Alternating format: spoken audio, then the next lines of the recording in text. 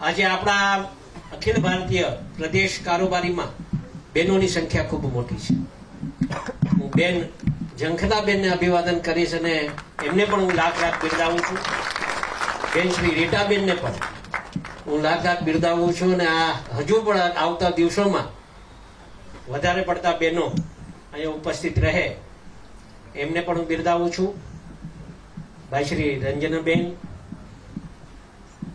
મંચ પર બિરાજમાન આપ સૌ મહાનુભાવો, કરશનભાઈ સહિત આપ આગેવાનો, જિલ્લાથી પધારેલા અખિલ ભારતીય જિલ્લાના પ્રમુખશ્રીઓ, ડોક્ટર સેલના આગેવાનો, ડોક્ટરો, આપ સૌ મારા પિતા સમાન વડીલો, યુવાન મિત્રો, આ મંચ પર આપ સૌનું સન્માન કરું છું, અભિવાદન કરું છું. એ પર હજુ મંચ પર બેઠા લોકોનું જોરદાર તાલીમ.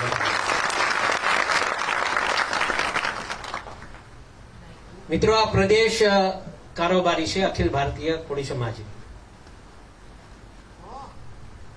અને આટલી મોટી સંખ્યામાં આપણે જિલ્લે જિલ્લેથી આપણા સમાજના યુવાનો હોય, વડીલો હોય, આપ સૌ એકત્રિત થયા એ બદલ આપ સૌને હું પ્રથમ તો હાથ જોડીને આપનું અભિવાદન કરું છું અને લાખ લાખ ધન્યવાદ આપું છું. આપ સૌ પધાર્યા. કોળી સમાજની એકતા શું કહેવાય હમણાં આપણે ટૂંકા સમયમાં આપણે સૌએ કોળી સમાજે બતાવ્યું છે અને આનું પરિણામ મેં સુરતમાં પણ આ વાત કરી હતી, ફરીથી એકવાર અહીંયા હું દોહરાવું છું કે આનો કોકને જશ જાય તો સમસ્ત કોળી સમાજના લોકોને જાય છે. એ માટે હું આપ સૌને હાથ જોડીને નમન કરું છું અને વંદન કરું છું. આવીને આવી એકતા જો આપણા સમાજમાં હશે તો મારું માનવું એવું છે કે આપણે જે કાંઈ વિચારો લઈને આપણો સમાજ બેઠો છે એ લક્ષ્ય સુધી પહોંચવાનો જે વિચારો લઈને બેઠા છે તેને પ્રાપ્ત કરવા માટે કોઈ નહીં રોકી શકે. મિત્રો, હું હંમેશા બોલતો હોઉં છું, મોટાભાઈ પરસોત્તમભાઈ સોલંકી પણ બોલતા હોય છે કે અમે જે કાંઈ છીએ કોળી સમાજ થકી છીએ એમાં કોઈ શંકાને સ્થાન નથી. મિત્રો, ખૂબ મોટો ફાળો આપણા સમાજનો છે. આપણે હાચા હતા અને આ તો ન્યાય અને અન્યાયની લડાઈ હતી અને આના નિમિત્ત બન્યા નવનીતભાઈ કે આટલા બધા ધારાસભ્યો ભેગા થયા, પ્રથમવાર ભેગા થયા હતા આટલા ધારાસભ્યો અને મંત્રીઓ અને એક સાથે રજૂઆત કરીને પડઘા પડ્યા. આપણે હાચા હતા ને. આપણે કોઈ જો એક વાત સમજો, આપણા સમાજને ક્યારેય કોઈનું ખોટું નથી કરવું. આ સમાજે સમાજની લડાઈ પણ નહોતી. લોકો જે વિચારતો હોય વિચારવા દેવાનું, એમાં અમારે કઈ તકલીફ નથી. પણ ભગવાન ન કરે ને ક્યારેય કોળી સમાજ પર ક્યાંય અન્યાય થાય તે જે રીતે હમણાં જે એકતા બતાવી ને એવી એકતા બતાવજો, એ અપેક્ષા તમારે કઈ. અખિલ ભારતીય કોળી સમાજ ઈ કોઈ એક એવું સંગઠન નથી, આ વિચારો છે આપણા. અને આ વિચારો આખા ગુજરાતમાં કોળી સમાજ માટે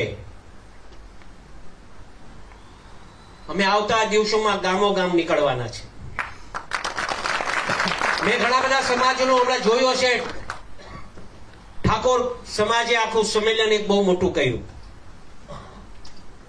અને એના સમાજનો આખો એક કાયદો, એક સંગઠન પ્રસારણ કર્યું. એ લોકોએ વિધાન નક્કી કર્યું. એમ કોળી સમાજનું પણ આવી રીતે આપણા સમાજમાં કાયદા બને, કુવેસોથી આપણે દૂર રહીએ, આર્થિક કઈ રીતે સમાજ આગળ વધે અને કઈ રીતે આપણે બંધારણ આપણા સમાજનું નક્કી કરવું, એ દિશાએ આવતા દિવસોમાં એક ટીમ બનાવી અને આપણે આ દિશાએ હાલવા માટેના પ્રયત્ન આપણે સૌને કરવાના છે.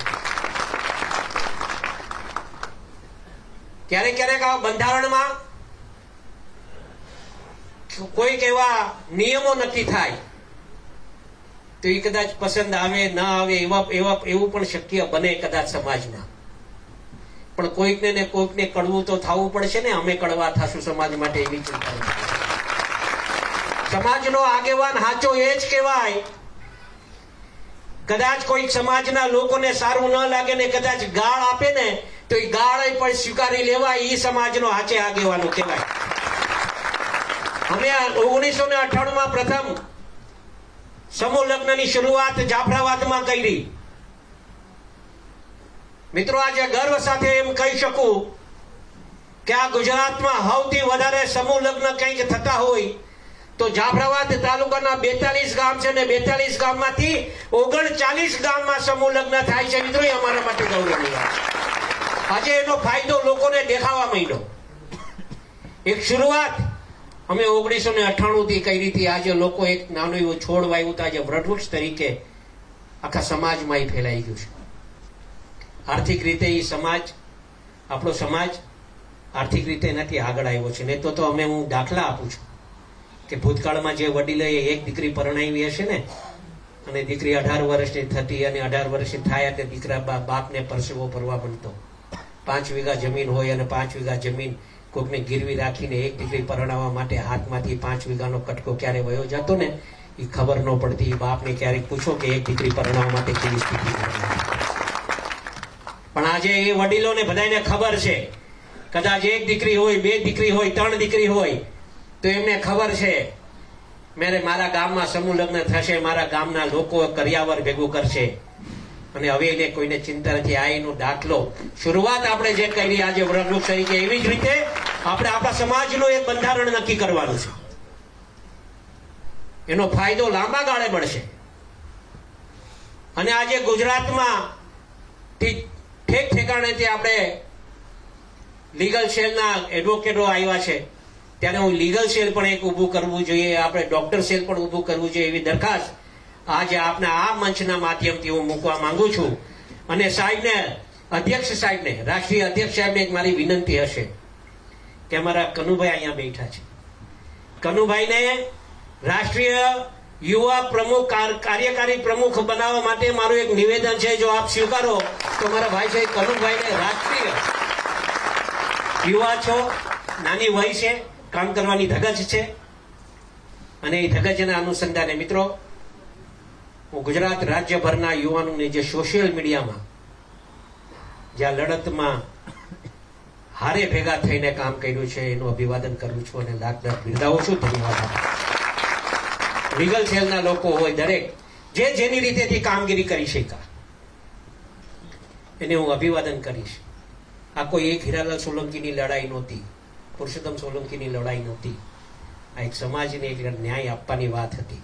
ગુજરાત રાજ્ય સરકારે આપણે સહયોગ આપ્યો છે. આખી એક SIT ની ટીમ બનાવી. જો એ ન બન્યું હોત તો આ શક્ય ન બને. અને સતત લડાઈ આપતા રહ્યા સમાજના લોકો અને એના પરિણામના અનુસંધાને આપણે સફળતા મળી છે. મિત્રો, એવી રીતે હર હંમેશ માટે સમાજના લોકો પાસે મારી વિનંતી રહેશે. ક્યારેક ક્યારેક સમાજના આગેવાનોથી નાની મોટી કદાચ ભૂલ થતી હશે. હું આ મંચના માધ્યમથી હું યુવાનોને આ તબક્કે કહેવા માંગુ છું મિત્રો કે આપણા કોઈ વડીલો, કોઈ આગેવાનો, કોઈ ધારાસભ્યો, કોઈ મંત્રીઓ એને આપણા સમાજના યુવાનો થકી કટાક્ષ વાપરતા નહીં, એ મારી હાથ જોડીને આપ સૌને વિનંતી કરું. કદાચ તમે એનો આભાર ન માની શકો, કાંઈ વાંધો નહીં. ઘણી બધી વખતે આપણા સમાજનું નીચું દેખાવાનું કામ આ સોશિયલ મીડિયા મારફતે કરે છે. એવું કરતા નહીં.